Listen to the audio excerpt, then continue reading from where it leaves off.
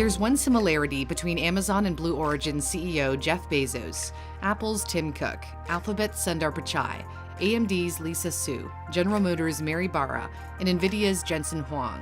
These days, the heads of some of the most successful companies in the world have one thing in common. They're engineers. For those who aspire to be CEO of a company one day, getting an MBA, a Master of Business Administration degree, used to be the way to go. But that's not so true anymore. Harvard Business Review used to publish an annual list of the top 100 best performing CEOs. In 2018, they found that for a second year in a row, there were more CEOs with an engineering degree than an MBA, 34 compared to 32. Some had both.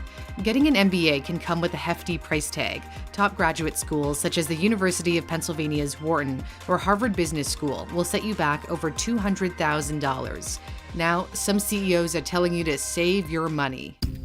Elon Musk went so far as to say, "I think there might be too many MBAs running companies," in an interview with the Wall Street Journal. He thinks those with business degrees spend too much time in board meetings, poring over PowerPoints and finances, when their focus should be on the product. The thinking being that if the product is good, the profits will follow. In the case of Musk, that means building great electric cars at Tesla or great reusable rockets at SpaceX. That's where being an engineer is helpful. Engineers can design, build, create, and improve their product because of their background in math, science, and technology. And they can help solve challenging technical problems that might otherwise scuttle their dreams. Technically, Musk has a degree in physics and economics, not engineering. He's a self-taught engineer who read books to learn about rocket science. When engineering consultant Sandy Munro interviewed him for his YouTube channel, Munro Live, he said it's Musk's knowledge that stands out. I was blown away. I've seen dozens of CEOs. I've never seen a CEO ever, or a president, that knew more about the product. That technical know-how that comes with an engineering background goes a long way toward building better products. Just ask Satya Nadella, the engineer at Microsoft who rose to become CEO. When he took over the top job in 2014, he had to figure out a way to make Microsoft relevant as it faced an onslaught from Apple. We now need to make Microsoft thrive. The software company struggled to thrive under the leadership of his predecessor, Steve Ballmer. Its products were far from revolutionary. The Surface was a response to the iPad, the Windows Phone an answer to the iPhone. Ballmer has a degree in mathematics and economics from Harvard, which helped balance the books, but didn't do much when it comes to innovation. When Nadella took over, he transformed Microsoft, moving its software to non-Windows devices, for example, bringing Microsoft Word to the iPad and the iPhone. He also expanded its cloud business, Azure, which has become the biggest rival to Amazon's AWS. In his first email to employees as CEO, Nadella wrote, "Our industry does not respect tradition. It only respects innovation." That innovative spirit of engineering saved Microsoft. But it's not easy. It requires risky moves and not accepting failure. As American inventor Thomas Edison famously said, "I have not failed. I've only found 10,000 ways that won't work." James Dyson, the British engineer, knows a thing or two about not giving up. He became frustrated when a vacuum he had at home kept losing suction, so he decided to build a better vacuum himself.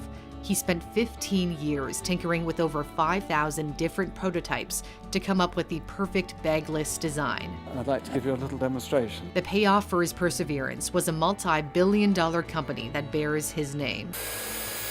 In order to be successful, Dyson was invested in the fine details of his company. Engineers aren't afraid to get involved in the day-to-day business, especially when it comes to hiring.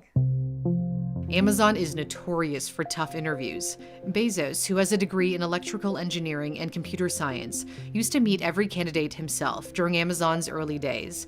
He would ask quirky questions like, how many gas stations are there in America? He wasn't after the right answer, but wanted to see whether the candidate had an analytical approach in order to come up with an informed response. Bezos once said, setting the bar high for hiring was the most important factor for the online retailer's success. It's no surprise that engineers make it to the top of the tech industry, which has seen explosive growth over the years. But they're also doing well at non-tech companies. Like Jeffrey Sprecher, the CEO of the holding company that owns the New York Stock Exchange.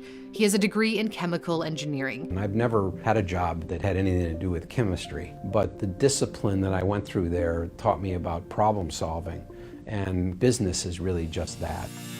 Engineers are very good at solving problems, and that's the key to doing everything from building a bridge across a river to designing a rocket to get to Mars. If you've been inspired to become an engineer or simply want to learn more about the world, a good foundation in math and computer science is crucial. A problem-solving website called Brilliant can help put you on the path to success, and it's free to sign up. Whether you want to practice programming, you're struggling with calculus, or you're hoping to brush up on your algorithms, my sponsor Brilliant offers over 60 interactive courses in math, science, and computer science.